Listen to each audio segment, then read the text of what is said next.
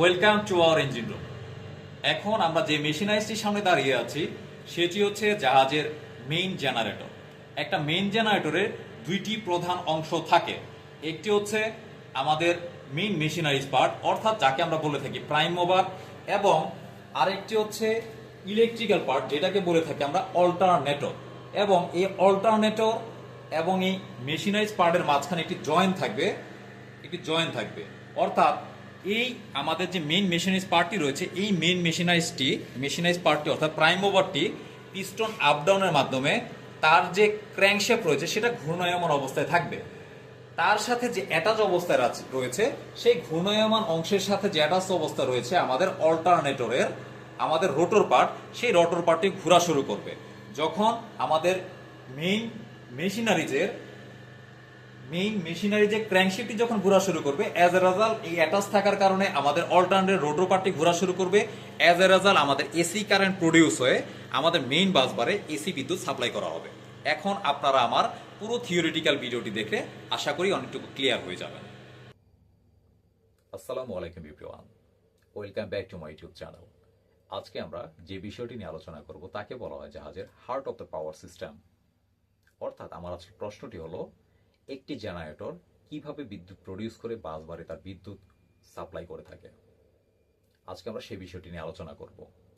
যারা জাহাজে ইঞ্জিন ক্যাডেটরত অবস্থায় সি টাইম করতেছেন, অথবা যারা ক্লাস 3 জন্য প্রিপারেশন নিচ্ছেন, এছাড়াও যারা ইনল্যান্ড বিভিন্ন পরীক্ষায় বসতেছেন, class 3, class 2, class 1, class 5, class 4, তারাও আমার এই ভিডিওটি ফলো করলে অনেক বেশি উপকৃত হবে বলে আমি আশা রাখি।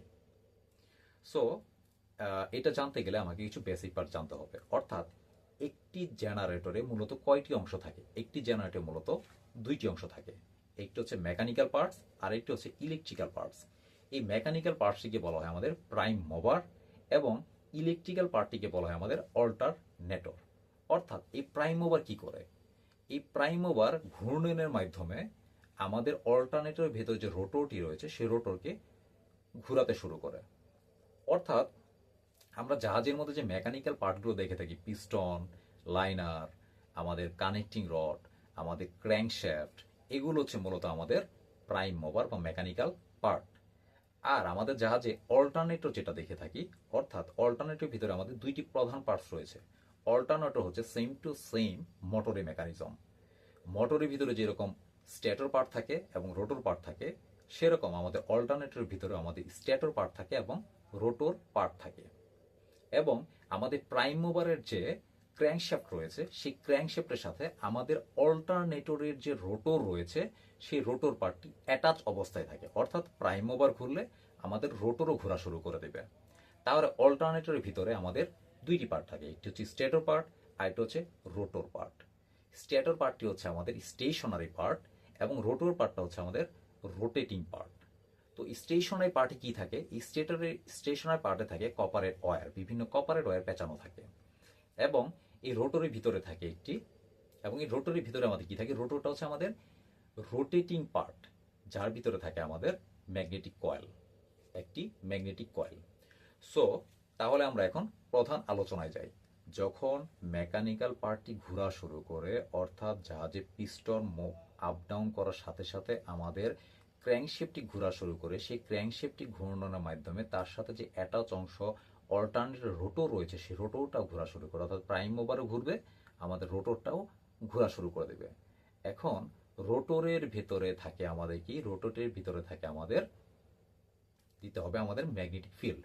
এই ম্যাগনেটিক ফিল্ডটাকে ক্রিয়েট করার জন্য বাইরের সোর্স থেকে ডিসি পাওয়ার সাপ্লাই করতে হবে। যখন আমরা বাইরের সোর্স থেকে ডিসি পাওয়ার অর্থাৎ এবিআর থেকে যখন আমরা ডিসি পাওয়ারটা আমাদের অল্টারনেটরের রোটর পার্টে দিব, তখন রোটর পার্টে ম্যাগনেটিক ফিল্ড ক্রিয়েট হবে। তখন কি হবে? রোটর পার্টে ম্যাগনেটিক ফিল্ড ক্রিয়েট হবে। সেই ম্যাগনেটিক ফিল্ড যখন রোটর ঘোরা শুরু করবে, তখন সে জায়গায় রোটেটিং ম্যাগনেটিক ফিল্ড ক্রিয়েট হবে। সেই রোটেটিং ম্যাগনেটিক ফিল্ড যখন ক্রিয়েট হবে, সে তার পজিশন বারবার চেঞ্জ করে ফেলবে। অ্যাজ এ রেজাল্ট আমাদের স্টেটর অর্থাৎ রোটরের চতুর্দিকে যে স্টেটর যে কয়েলগুলো রয়েছে, সেই কয়েলগুলো আমাদের রোটরের যে রোটেটিং ম্যাগনেটিক ফিল্ড রয়েছে, সেগুলোকে এই আমাদের স্টেটর পার্টে কপার প্রত্যেক টার্মে কাট করবে। যখন কাট করবে তখন তারা সেই জায়গায় ইনডিউসড ভোল্টেজ ক্রিয়েট করবে। যখন রোটরটা ঘুরু শুরু করলো এবং রোটরের ভেতরে যে রোটেটিং ম্যাগনেটিক ফিল্ডটা থাকলো, সেই ম্যাগনেটিক ফিল্ড আমাদের কপারের স্টেটরের যে কপার রয়েছে সেই কপারের যখন কাট করার সাথে সাথে সেই জায়গায় আমাদের ভোল্টেজ ক্রিয়েট হবে, যেটাকে বলবো আমরা ইনডিউসড ভোল্টেজ। এই ইনডিউসড ভোল্টেজের মাধ্যমে আমাদের এসি কারেন্ট অর্থাৎ অল্টারনেটিভ কারেন্ট প্রডিউস হয়ে আমাদের বাসবারে সাপ্লাই হবে। এটাই হচ্ছে মূলত অল্টারনেটরের বিদ্যুৎ প্রডিউস করার কৌশল। এখন প্রশ্ন হচ্ছে, এই যে এবিআর জেনারেটরটা প্রথমে ডেড কন্ডিশনে ছিল, স্টপ অবস্থায় ছিল, তাহলে এই এবিআর কিভাবে ডিসি সাপ্লাই দিল? এই ডিসিটা সে কোথা থেকে পেল? যখন আমাদের জেনারেটর বন্ধ করা হয় তখন তার মধ্যে যে রোটরটি রয়েছে সেই রোটরের মধ্যে কিছু পরিমাণ ম্যাগনেটিক ফিল্ড থেকে থাকে, কিছু পরিমাণ ম্যাগনেটিক ফিল্ড সঞ্চিত অবস্থায় থেকে থাকে, যেটাকে আমরা বলি রেসিডিউয়াল ম্যাগনেটিজম। এই রেসিডিউয়াল ম্যাগনেটিজমের সাহায্যে সে কি করে অল্প পরিমাণ রোটেটিং ম্যাগনেটিক ফিল্ড ক্রিয়েট করে।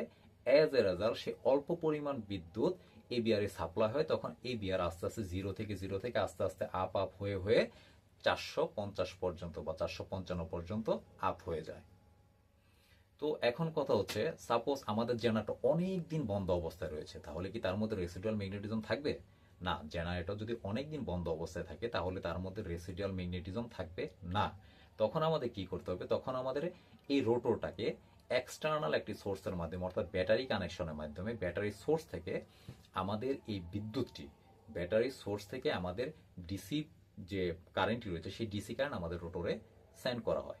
এজ এ কতটুকু সময় রাখতে হবে? ঠিক এটা করার আগে আমাদের অবশ্যই লক্ষ্য রাখতে হবে আমাদের জেনারেটরটা বন্ধ কন্ডিশনে থাকতে হবে, আমাদের এবিআরটা ডিসকানেক্ট অবস্থায় থাকতে হবে।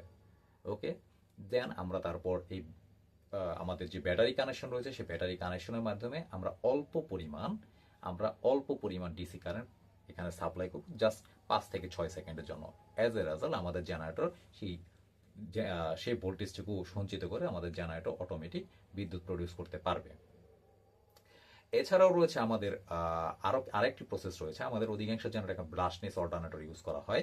সেই ব্রাশলেস অল্টারনেটর আসলে কি করে আমি এটা জাস্ট সংক্ষেপে আলোচনা করব। ব্রাশলেস অল্টারনেটরটা বুঝতে গেলে আমার যে পরবর্তী ভিডিও রয়েছে, অর্থাৎ আমি আগামীকাল আরেকটি ভিডিও আপলোড করব যেটা হচ্ছে এবিআর এর ফুল মেকানিজম। আশা করি সেই ভিডিওটি দেখলে আপনাদের সেই টপিকটি অনেক ক্লিয়ার হয়ে যাবে। আমার এই ভিডিওটি যদি ভালো লেগে থাকে তাহলে অবশ্যই লাইক এবং কমেন্ট দিয়ে আমার পাশে থাকবেন এবং ভিডিওটি শেয়ার করার মাধ্যমে আমার পাশে থাকবেন। আপনাদের যদি কোনো ধরনের কোনো প্রশ্ন থেকে থাকে অবশ্যই আপনারা আমাকে কমেন্ট বক্সে জানাতে পারেন। আসসালামু আলাইকুম এভরিওয়ান।